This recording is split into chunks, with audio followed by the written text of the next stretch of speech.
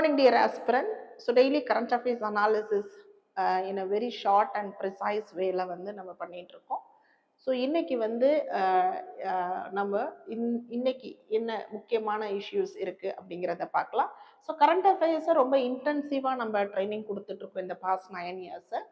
So first issue, தமிழ்நாடுல ஒரு ஷாக்கிங்கான ஒரு விஷயம் நடந்திருக்கு. 97 lakh எலக்டர்ஸ் வந்து டெலிட்டட் இன் தமிழ்நாடு.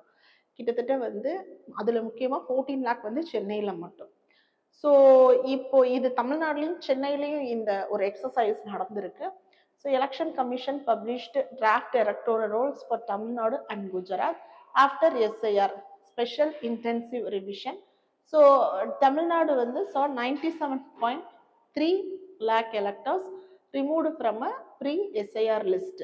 ஸோ அதாவது 6.41 6.41 crore இவ்வளோ பேர் release.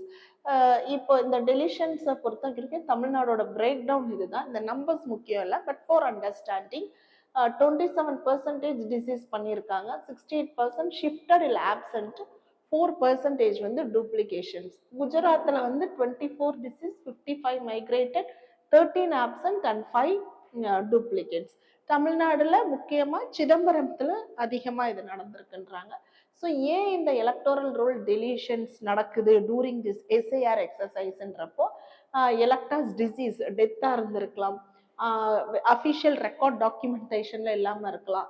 So electors have permanently shifted to some other constituency, அப்புறம் டூப்ளிகேட் என்ட்ரிஸ் இருந்திருக்கலாம் மல்டிபிள் பிளேஸ்ல கான்ஸ்டிடியூன்சில, and then non-submission, failure to submit verification documents during the revision process that leads to deletions. So BLO verification, so the non-availability during booth level officer verifications.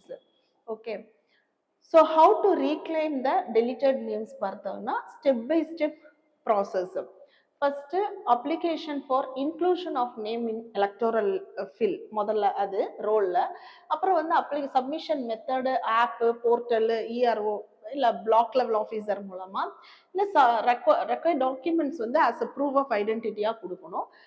Electoral registration officers வந்து ஒரு inquiry conduct பண்ணி verify பண்ணிட்டு add பண்ண வாய்ப்பு இருக்கு. If they satisfied, if this officer satisfied, he can add the name in the electoral roll. And முக்கியமாக எஸ்ஐஆர்ல add பண்ணுறதுக்கு ஆதார் வந்து வாலண்டரி தான், நாட் மேண்டட்ரி கிடையாது. So that you need to know. அது மாதிரி எலக்டோரல் ரோல்ல இன்க்ளூட் பண்ணணும்னா என்ன டாக்குமெண்ட்ஸ்? ஃபர்ஸ்ட் நமக்கு ஒரே கிரைட்டீரியா தான், adult branches.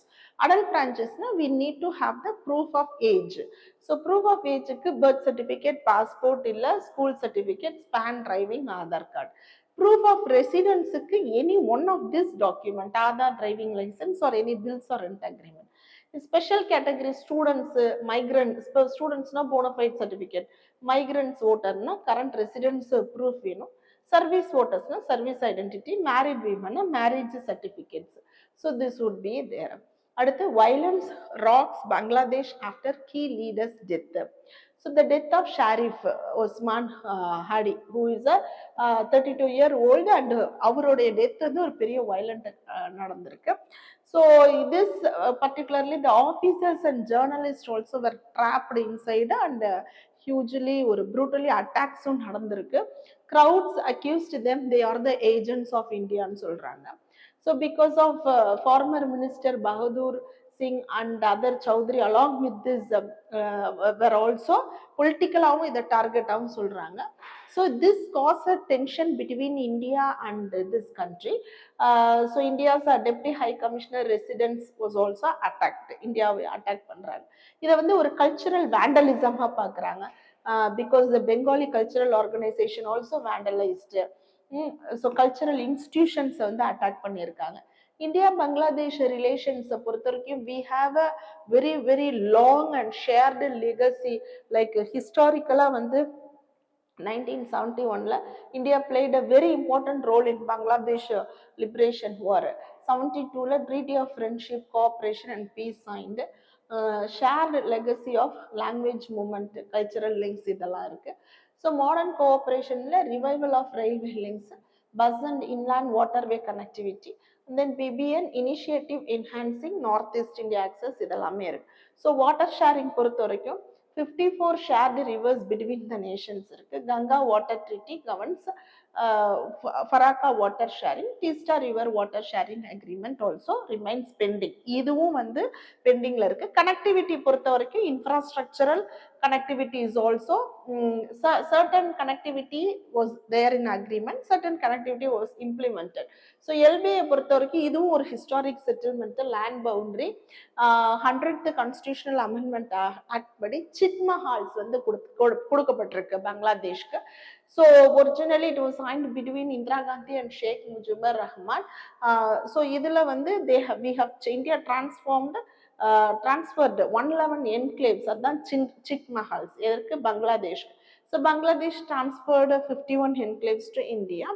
So adverse positions, areas under control of one country but legally binding to other, இதெல்லாமே வந்து were resolved.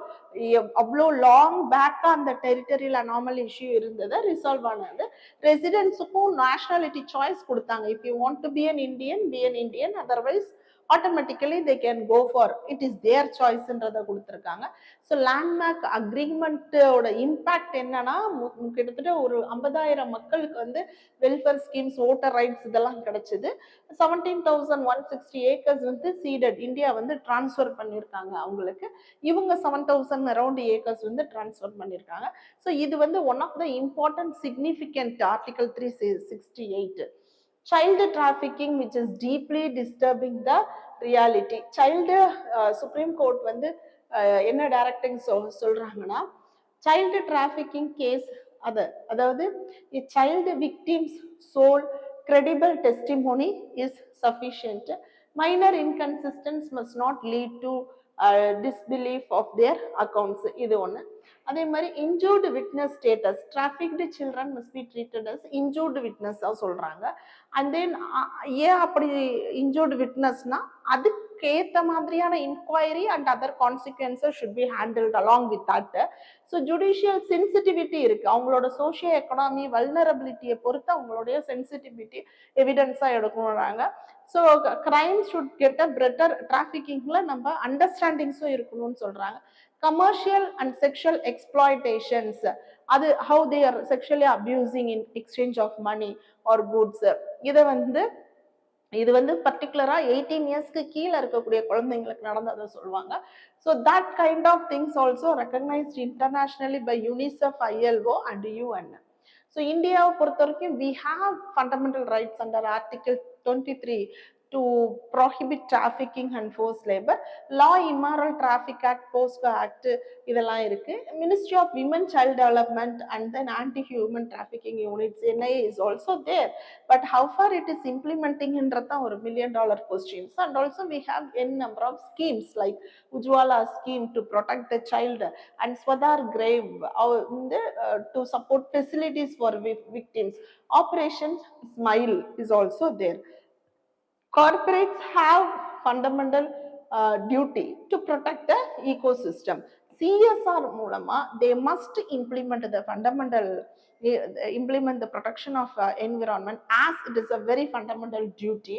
So Article 51 Class A Subclass G பொறுத்த வரைக்கும் it is the duty to protect the environment and have compassion for living creatures. Okay. So a philosophical shift என்னன்னா, CSR as a constitutional duty, and then polluter pays principle. Companies whose activities அதெல்லாமே வந்து அவங்க தான் வந்து எந்த companies வந்து they are endangering the ecosystem, they should pay, they should recover and they should conserve. அது polluter pay principle. And corporate must have the duty to protect the ecosystem as well with their shareholders. And industry guidelines-உம் இருக்கணும் அப்படின்றாங்க. CSR பொறுத்த வரைக்கும் it is the obligation for the company to spend for the benefit of the society. And India மட்டும்தான் first country to make CSR as the mandatory by law. So minimum 2% of average net profit of last 3 financial years. ஓகேங்களா? So இப்போ CSR activities வந்து environment, clean Ganga, disaster management, education and health, rural டெவலப்மெண்ட்ல promote பண்ணலாம்னு சொல்லியிருக்காங்க. So also CSR is a statutory one, mandatory for all eligible firms. It comes under Company Act 2013. Okay, try to answer this question. Special intensive revision of electoral rolls test the balance between ensuring purity of the roll and protecting the universal adult franchise. Discuss the associated governance challenges. Okay, so if you have any doubts, feel free to contact us. Thank you. Have a great day. Kurukshetra, Kurukshetra, Kurukshetra, Kurukshetra, Kurukshetra, Kurukshetra.